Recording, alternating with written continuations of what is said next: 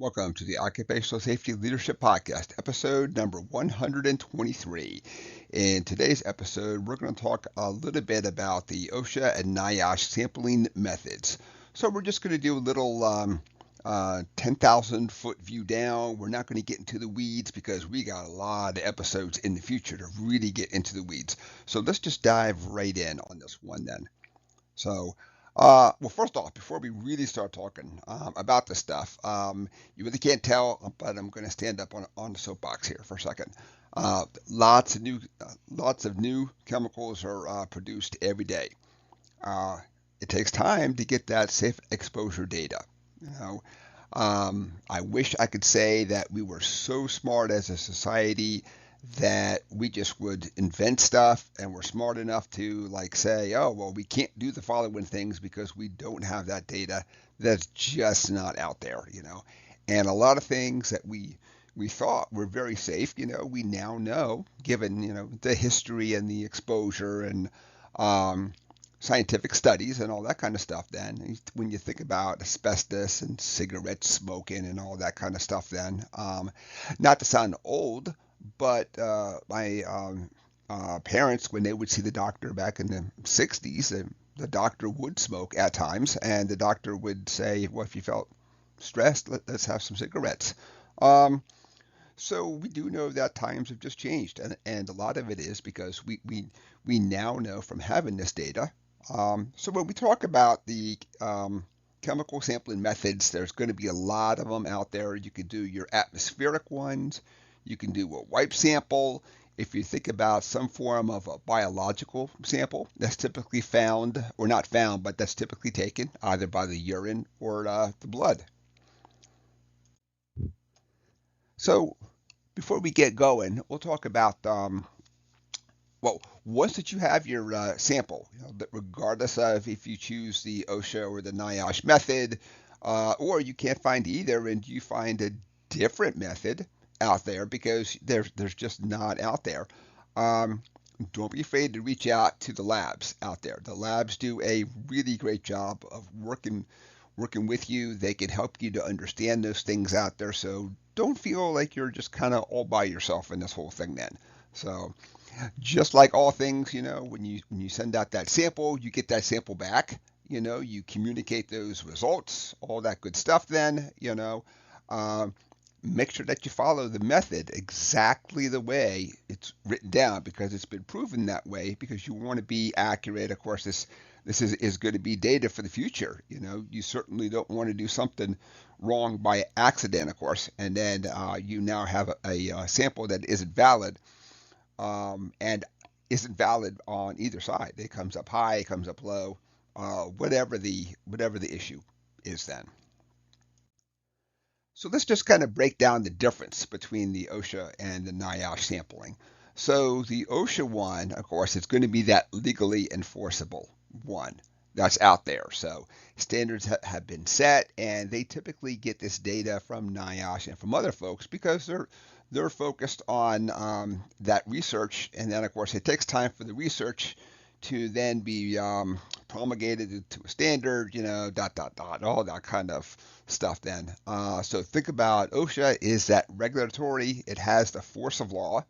NIOSH does not have the force of law, so basically it's going to be a recommended exposure level. So let's talk about the OSHA sampling method. So on this one, we're going to only talk about the OSHA sampling methods out there. So these are going to be sampling the methods to assess workplace hazards and ensure that employers are meeting those regulatory requirements. And you can do it either in air sampling. When you think about other sampling, there's noise. There's we talked about before how there's wipe. There's all kinds of different standards out there for this. So now that we've talked about the OSHA, when we look at the NIOSH then, so this is typically geared towards research and assessment of occupational hazards.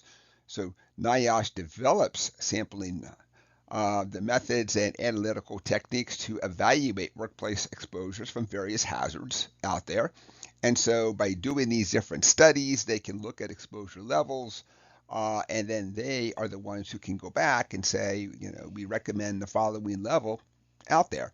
There's a lot of other different groups that do this same thing too, and we may discuss that in the uh, next couple of episodes here. But for this one, we're really focused in on OSHA sets the standards and all that good stuff. Then NIOSH is feeding them the information, to either validate what's already been pre-existing in there, since a lot of these really haven't changed much over the years, or they're saying we now have new data. You now have to look at reassessing the exposure.